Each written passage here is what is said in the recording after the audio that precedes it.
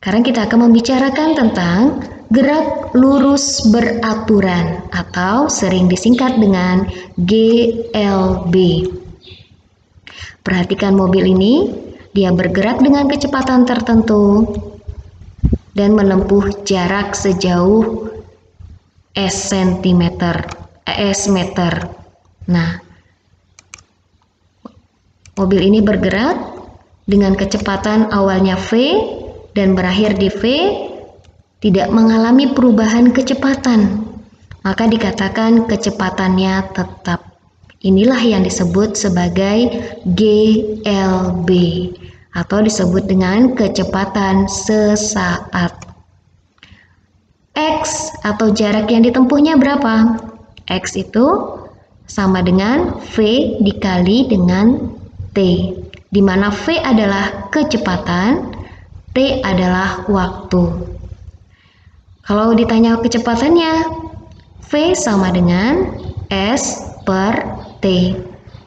Kalau mencari waktu, tinggal dibolak-balik saja rumusnya. Nah, lalu ada lagi nih, sebuah mobil bergerak dengan kecepatan sampai di V1. Kemudian bergerak lagi dengan kecepatan yang sama sampai di V2 pada waktu yang berbeda. Nah, ini dikatakan sebagai kecepatan rata-rata. Apa rumus kecepatan rata-ratanya? Kecepatan rata-rata itu adalah jarak yang ditempuh X2. Nih, X2 dari awal sampai akhir dikurang dengan jarak yang pertama dia bergerak. X2 dikurang X1 per T. T2 dikurang T1.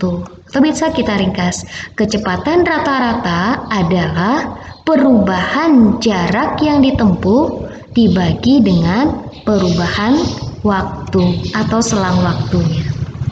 Nah, itu kecepatan rata-rata. Sekarang kita lihat bagaimana grafik pada GLB, kecepatan lurus beraturan. Jika grafik antara kecepatan dan waktu, nah garisnya lurus seperti ini. Ini artinya apa? Bahwa dalam selang waktu tertentu, kecepatannya selalu bernilai tetap. Ini yang disebut sebagai GLB. 1 menit waktunya tetap, kecepatannya tetap. Dalam waktu 2 menit kecepatannya tetap. Misalnya di sini 10 meter per sekon. Nah, dalam 1 sekon kecepatannya 10 meter per sekon. Dalam waktu 2 sekon kecepatannya 10 meter per sekon. Tidak mengalami perubahan kecepatan. Itu yang dikatakan sebagai GLB. Kemudian kalau grafik terhadap jarak terhadap waktu, nah nih pada waktu 1 sekon jarak yang ditempuh 1 meter, maka kecepatannya 1. Pada waktu tempuh 2 detik, 2 sekon, waktunya jarak yang ditempuh 2. Nah, artinya apa? Kecepatannya selalu tetap untuk waktu yang berapapun. Kecepatannya tetap. Jarak yang ditempuh semakin tinggi. Makin lama waktunya, maka jarak yang ditempuh akan semakin jauh. Nah, ini grafik untuk GLB. Sekarang kita lihat grafik pada gerak GLB. Kita lihat mobil yang awalnya di sini, kemudian bergerak sampai ke ujung, bergerak dengan kecepatan tetap. Maka kalau digambarkan dengan tetesan oli, jarak tetesan olinya setiap titik jaraknya sama. Nah, inilah yang dikatakan sebagai gerak lurus beraturan. Nah, kalau grafik jarak S terhadap waktu, maka digambarkan lurus seperti ini. Ini artinya kecepatannya selalu konstan. Nah, ini hubungan antara grafik kecepatan V terhadap waktu. Pada 5 sekon pertama, kecepatannya 10.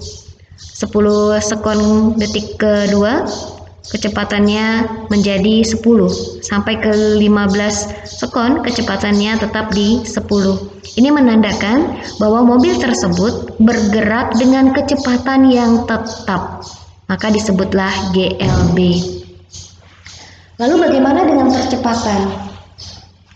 Nah, percepatan mobil ini tidak mengalami perubahan kecepatan. Artinya apa? Mengalami percepatannya sama dengan 0.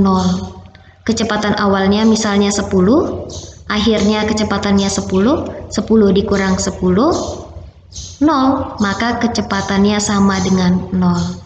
Maka dapat kita simpulkan, mobil yang bergerak dengan GLB tidak memiliki percepatan atau percepatannya sama dengan 0.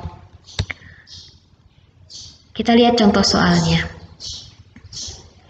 Seseorang mengendarai mobil dengan kecepatan tetap 15 meter per sekon. Tentukan jarak yang ditempuh setelah 4 sekon dan 5 sekon. Dan waktu yang diperlukan untuk menempuh jarak sejauh 3 km. Nah, penyelesaiannya dari soal ini kita tulis dulu apa yang diketahui. Dari soal diketahui bahwa mobil tersebut bergerak dengan kecepatan 15 meter per sekon. Maka V sama dengan 15 meter per sekon. Apa yang ditanyakan? Ditanyakan yang pertama, jarak. Jarak itu lambangnya adalah S. Berapa jarak yang ditempuh pada waktu 4 sekon?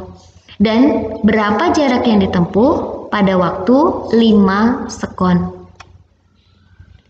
Lalu yang B yang ditanyakan adalah waktu. Waktu lambangnya adalah T. Berapa waktu yang diperlukan untuk menempuh jarak sejauh 3 km? Karena di sini kecepatannya kita memakai satuan meter, maka kilometer harus kita ubah menjadi meter. Kilometer ke meter, maka dikali 1000, yaitu 3000 meter. Lalu bagaimana penyelesaiannya? Nah, untuk mencari jarak, rumusnya adalah S sama dengan V dikali T. Kecepatannya berapa? 15. Waktunya 4 sekon. Kalikan sama dengan 60 meter. Maka pada waktu 4 sekon, jarak yang ditempuh adalah 60 meter. Pada waktu 5 sekon, 15 dikali 5. Maka jarak yang ditempuh 75 meter. Lalu yang B, berapa waktu yang diperlukan untuk menempuh jarak 3 km? Untuk mencari waktu, T sama dengan S per V. S-nya berapa? S-nya 3000 meter. Per V-nya 15. 3000 dibagi 15, maka waktu yang diperlukan adalah 200 sekon. Kalau mau diubah ke dalam menit, bisa dibagi dengan 60. Baik, kita lihat soal kedua. Nah, jika ada grafik seperti ini grafik hubungan antara kecepatan dan waktu. Sebuah benda bergerak ditunjukkan seperti grafik di atas. Hitunglah jarak yang ditempuh benda setelah bergerak selama 4 sekon, 10 sekon, dan selama 1 menit. Kalau bergerak sama 4 sekon, kalau mencari jarak, apa rumusnya? Kalau mencari jarak, maka rumusnya adalah S sama dengan V dikali T.